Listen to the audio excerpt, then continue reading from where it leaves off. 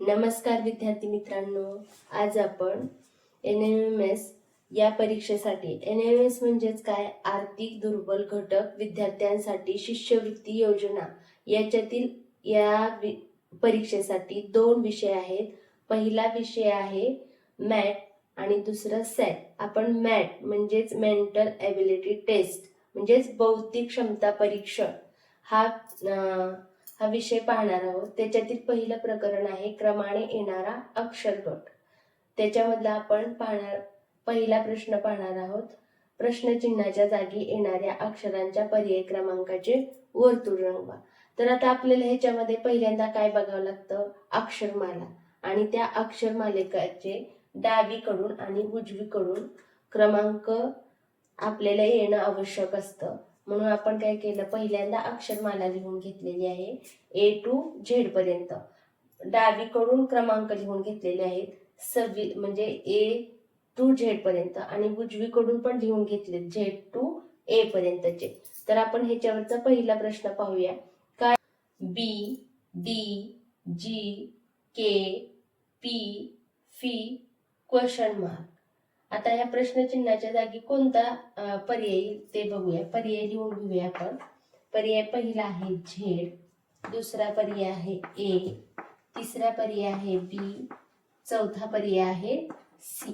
आता आपल्याला बघा, या ठिकाणी जर आपल्याला पर्याय म्हणजे जमत नसेल ह्याचा अनुक्रमांक, तर आधी काय करा, अनुक्रमांक लिहून घ्या. आपण वरती लिहिलेलेच आहे.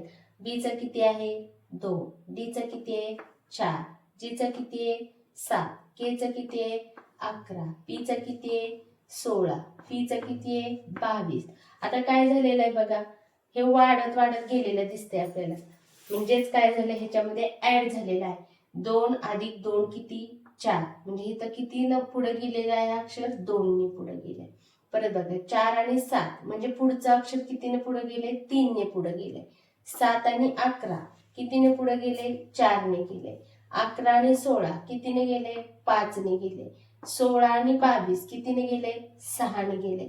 मग आता कितीने जाईल रे, बघा 2 3 4 5 6 म्हणजेच एक एकने वाढत गेलेले. 6 आणि पुढे किती येते, 6च्या पुढे 7 म्हणजेच काय, 22 अधिक 7 बरोबर किती आलं 29.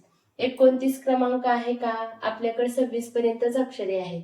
तर आपण काय करायचं, असंच पुढे कंटिन्यू करायचंय. 26 Z 26, त्यानंतर A 27, B 28 आणि C 29. म्हणजे 29 क्रमांकाचं अक्षर कोणतं आलं, C. आपल्या पर्याय क्रमांकामध्ये आहे का, यस, पर्याय क्रमांक 4. दुसरा घेऊया प्रश्न आपण. J L N P R T question mark. पहिला पर्याय आहे यस, दुसरा पर्याय आहे यू, तिसरा पर्याय आहे फी, चौथा पर्याय आहे डब्ल्यू. आता बघा जी आपल्या लक्षात, म्हणजे ह्याचा अनुक्रमांक लिहून घ्या त्या अक्षराचं. जे चा किती आहे 10, एल चा किती 12, एन चा किती 14, पी चा किती 16, आर चा किती आहे 18, टी चा किती आहे 20. आता 20 नंतर आपण जर ह्या प्रश्नामध्ये बघितलं, 10 12 कितीने पुढे गेले, 2 न. दुसरा अक्षर त्याच्या पुढच्या 2 ने.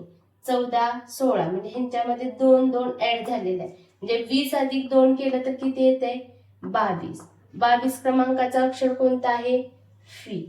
वी आहे का पर्यायामध्ये आपल्या, यस आहे. फी कोणते आहे, पर्याय क्रमांक 3. तर आपला पर्याय क्रमांक 3 असेल. आता तिसरा प्रश्न बघूया आपण.